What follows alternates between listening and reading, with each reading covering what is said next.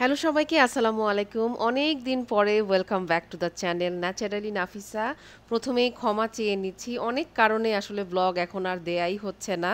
Blog ready আছে কিন্তু voice over আর করা হচ্ছে না। তো welcome back to a mini weekend blog. Toronto থেকে আমার কয়েকটা ফ্রেন্ড এসেছিল, আমার কয়েকটা আপু। ওনারা টরন্টো থেকে রোড ট্রিপে বের হয়েছিল কিউবেক প্রভিন্সের একটা সিটি বা টাউন আছে গ্যাসপি নামে। তো প্রায় ৩,০০০ কিলোমিটার রোড ট্রিপ দিয়েছেন এই আপুরা উইকেন্ডের ৩টা দিনে। ওই উইকেন্ডটা ছিল long weekend.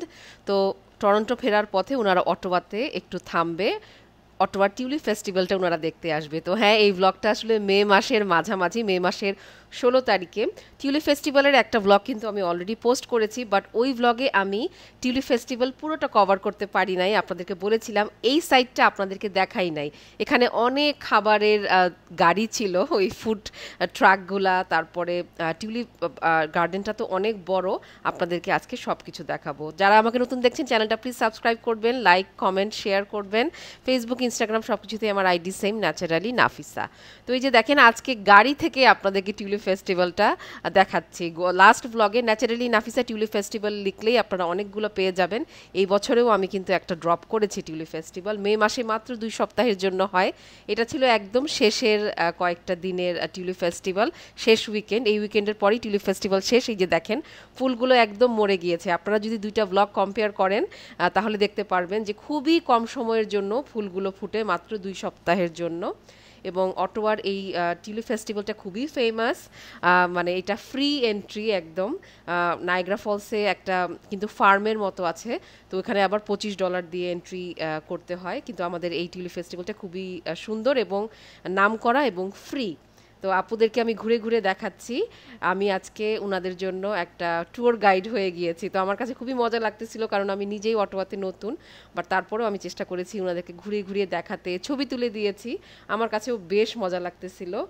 And of course I get to meet with two new sisters, two new friends.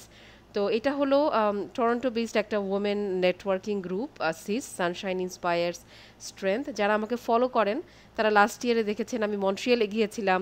16 জনের একটা অ্যামেজিং গার্লস ট্রিপ ছিল। আমি কিন্তু একটা বড় প্লে লিস্ট, মানে 4টা বড় বড় ব্লগ আমি আপলোড করেছি কিভাবে 2 দিন মন্ট্রিয়াল কভার করবেন। যারা এখনও দেখেন নাই চেক আউট করবেন।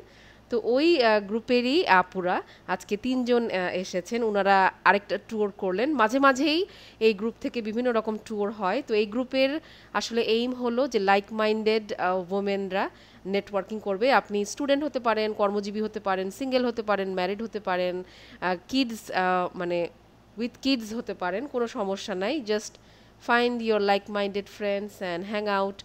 দেখবেন যে ওনাদের অনেক ইভেন্টস হয়। আমি এই ব্লগের শেষে আপুদের পেজের একটা স্ক্রিনশট দিয়ে দিব।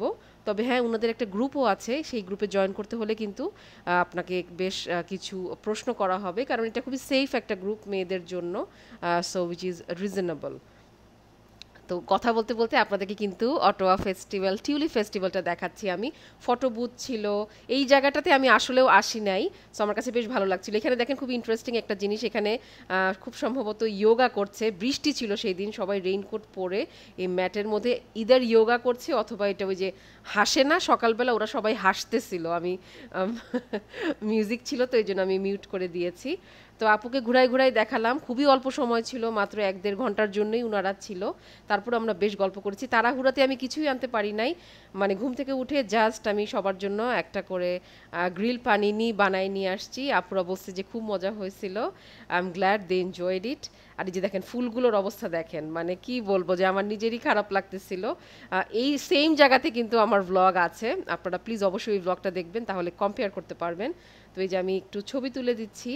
আর এই যে আপু, এই আপুটার সাথে আমার নতুন সেই দিনই পরিচয় হয়েছিল। And she was so cute and friendly.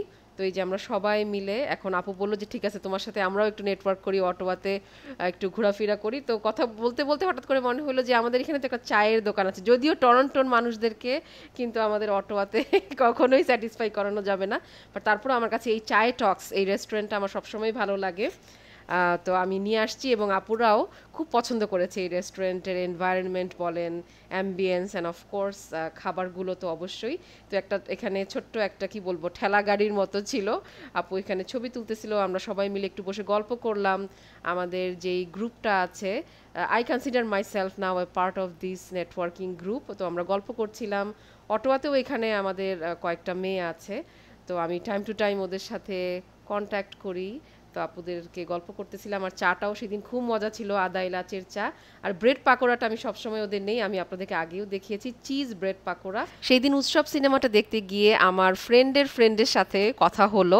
ওনারা বললেন যে আপনার ব্লগ দেখে চায় টক্সে গিয়েছিলাম, আমাদের বেশ ভালো লেগেছে। তো that was an amazing feedback of my blogs, যে আমার ফুড রিভিউ ব্লগটা এখানকার মানুষজন পছন্দ করছে। তো আপুরা আমাকে নামাই দিয়ে চলে গেল। আলহামদুলিল্লাহ, we had a very amazing day out.